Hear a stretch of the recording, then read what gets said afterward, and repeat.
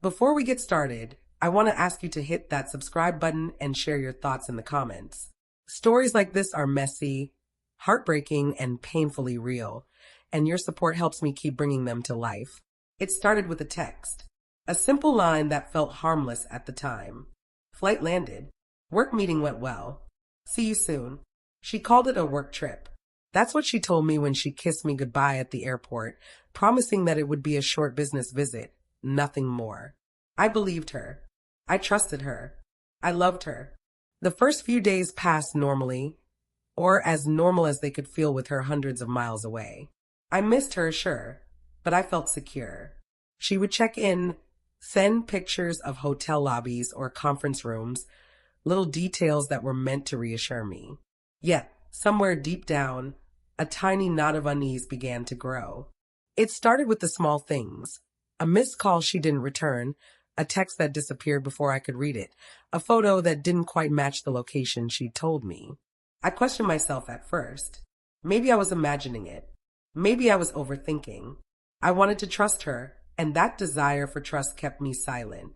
But the unease turned into suspicion.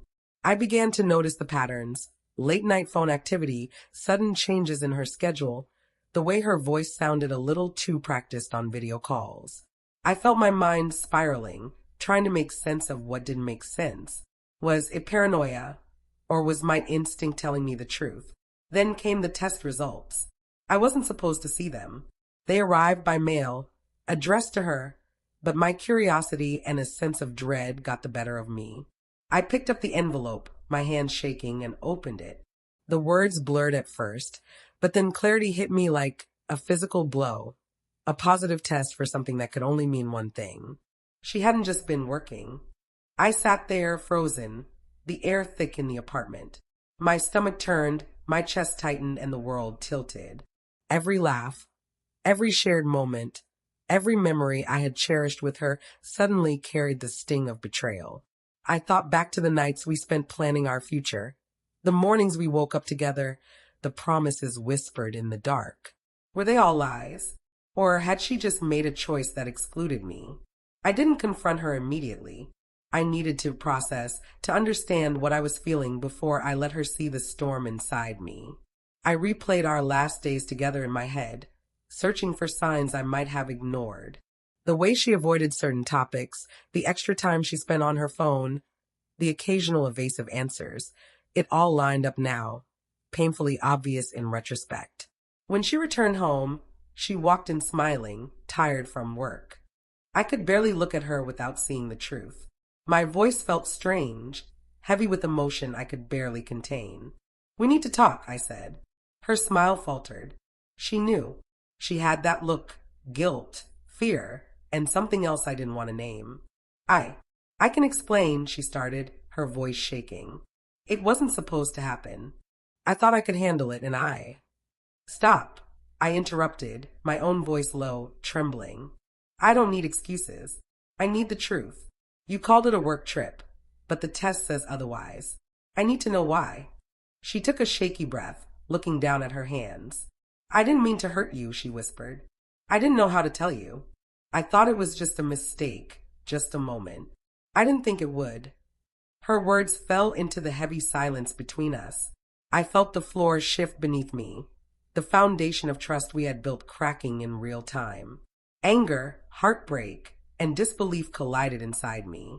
I realized that this wasn't just about the physical act. It was about the lies, the secrecy, the betrayal of a bond one had trusted completely. We spent hours talking that night, voices breaking, tears falling, each of us grappling with the aftermath of choices we could never undo. I listened as she tried to explain herself, and I spoke, trying to make sense of the woman I loved and the woman who had betrayed me. It was messy, painful, and deeply human. Eventually, I knew what I had to do. Not out of revenge, not out of spite, but to protect my heart. Love alone wasn't enough to fix what had been broken. Trust, once shattered, could not be rebuilt overnight, and I had to choose myself. "I can't do this," I said finally, my voice steady, though my heart was breaking. "I can't marry someone who lied, even for a moment, about something so important. I need someone who chooses me completely, without secrecy or betrayal. She cried, pleading, apologizing, but I remained calm.